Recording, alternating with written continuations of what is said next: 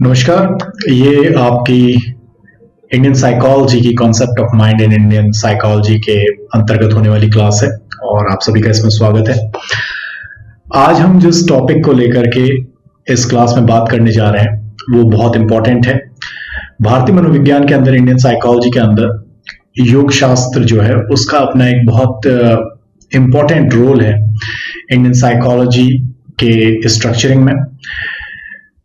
अगर देखा जाए तो बेसिकली इंडियन साइकोलॉजी के जो एक बहुत वास्ट कंटेंट है वो योग के फील्ड से आता है और इसमें योग शास्त्र सबसे प्रमुख और महत्वपूर्ण ग्रंथ है, स्क्रिप्चर है, जिससे भारतीय मनोविज्ञान की भूमि तैयार होती है, उसका बैकग्राउंड तैयार होता है। आज जो टॉपिक हम कवर करने जा रहे हैं वो है एजम्पशंस ऑफ माइंड इन योग शास्त्र।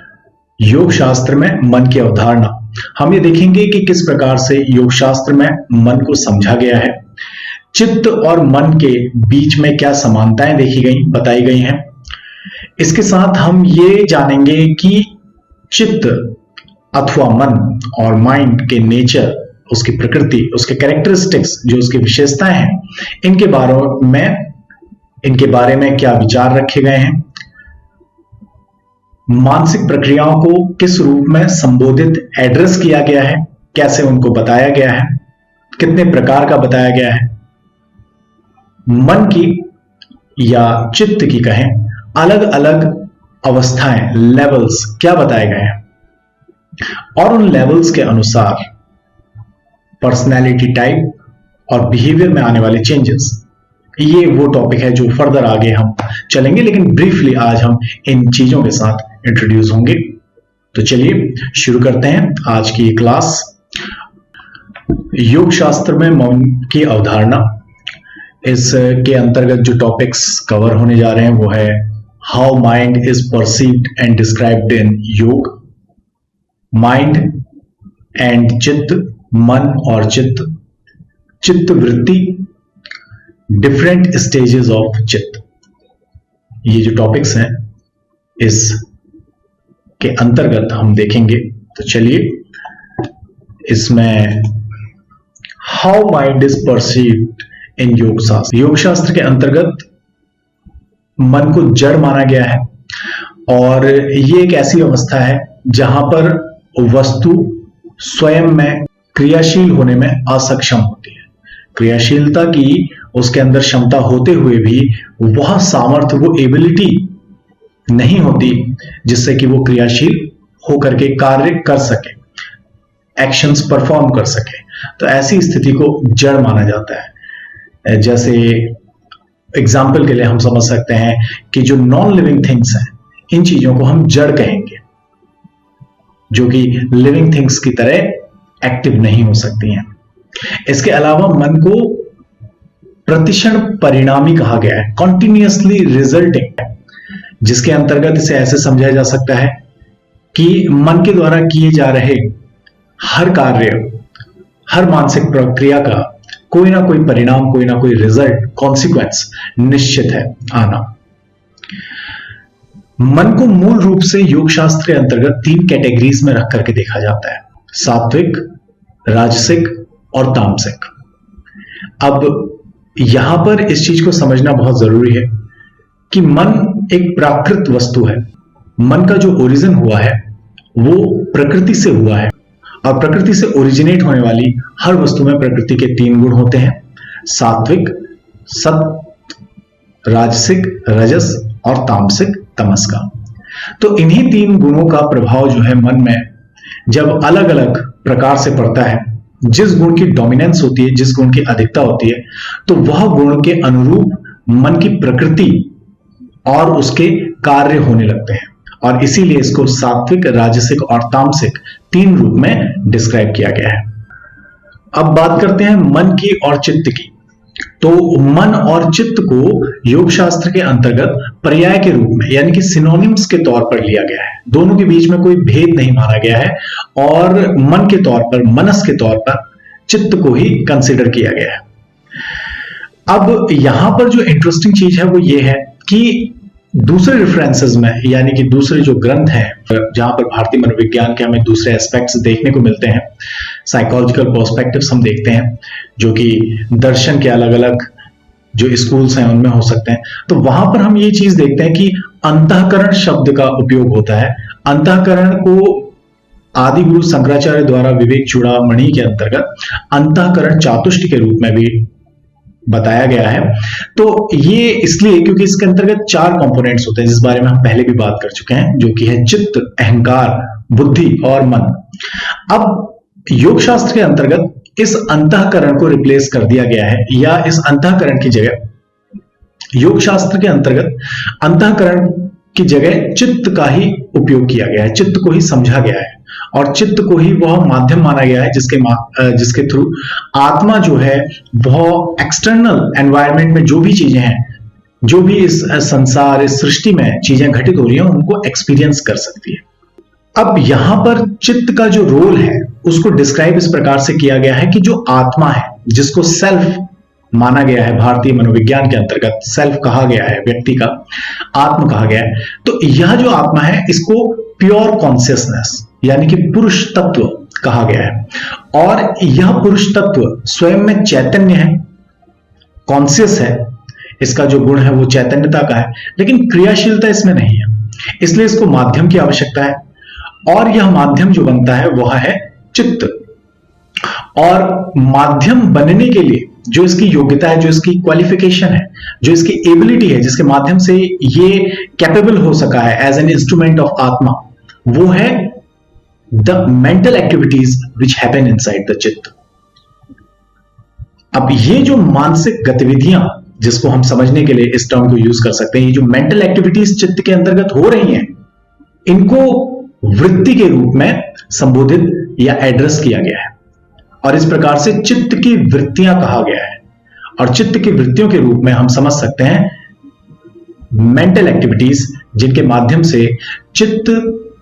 becomes able to make आत्मा experience the external world।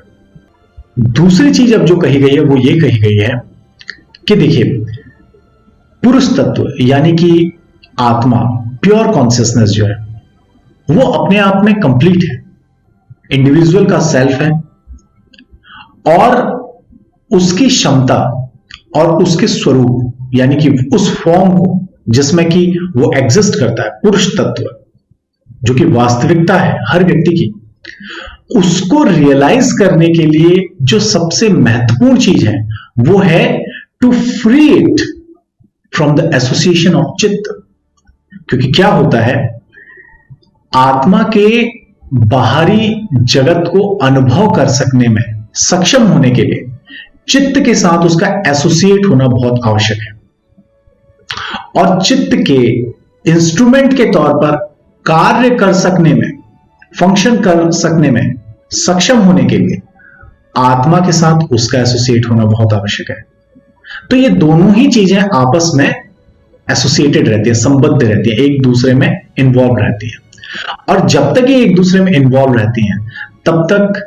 Self realisation नहीं हो सकता। क्योंकि सेल्फ रियलाइजेशन में चित्त जैसी किसी भी वस्तु का कोई अर्थ नहीं है, कोई उसकी वास्तविकता नहीं है, कोई उसका रेलेवेंस नहीं है।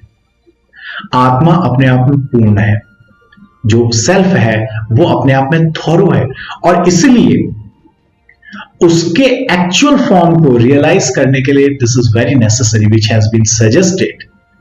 दैट द प्योर कॉन्शियसनेस और the purusha tattva must be freed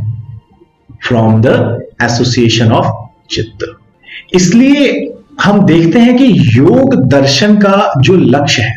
goal of योग फिलॉसफी, पतंजलि योग सूत्र में जब हम देखते हैं तो योग का जो लक्ष्य कहा गया है वो बताया गया है, योगस चित्त वृत्ति निरोध। योग चित्त की वृत्तियों का निरोध है, निरोध यानी कि उनको प्रोहिबिट कर देना, उनको पूरी तरह से स्टॉप कर देना। और जहां पर वृत्तियां स्टॉप हो गई, जहां पर वो मेंटल एक्टिविटीज होना बंद हो गया, chitta will not be able to carry any more as the instrument of atma. The pure consciousness और the purusha tattva will become free of the association of chitta. जैसे ही उसकी वृत्तियां कार्य करना बंद कर देती हैं, चित्त का जो प्रभाव है आत्मा के ऊपर वह समाप्त हो जाता है और जो सेल्फ है it becomes into its actual form and the individual is said to acquire or to achieve, and the individual is said to have the self realization, जिसको पतंजलि आगे के सूत्र में कहते हैं त्वदा दृष्टु स्वरूपे अवस्था, यानी कि तब दृष्टा, जब चित्त की वृत्तियों का निरोध हो जाता है, जब चित्त की वृत्तियां स्टॉप हो जाती हैं, comes to an halt, stop all of sudden, completely, thoroughly, at that time त्वदा दृष्टु स्वरूपे अवस्थानम, that means जो दृष्टा है वो अपने एक्चुअल फॉर्म में, स्वरूप में स्थित हो जाता है। इस प्रकार से चित्त या मन, माइंड के जो कार्य, प्रकृति और उसका जो रोल है उसको इसमें डिस्क्राइब किया गया है। इसके अलावा जो चित्त की वृत्तियां हैं यानी कि जो मेंटल एक्टिविटीज हैं उनको 5 प्रकार का बताया गया है और आगे ये 5 जो प्रकार बताए गए हैं इनको भी 2 अलग अलग टाइप्स में कैटेगराइज किया गया है, जिसको कि हम आने वाले टॉपिक्स में स्टडी करेंगे। इसके बाद हम देखते हैं कि इसी प्रकार से जो चित्त की अवस्थाएं हैं, स्टेजेस ऑफ माइंड, वो भी 5 प्रकार की बताई गई हैं और ये बहुत महत्वपूर्ण है क्योंकि ये जो स्टेजेस ऑफ माइंड है जिसको चित्त की भूमियां कहा जाता है, इसमें यह बताया जाता है कि किस प्रकार की अवस्था में व्यक्ति का किस प्रकार का व्यक्तित्व निर्मित होता है और उसका व्यवहार,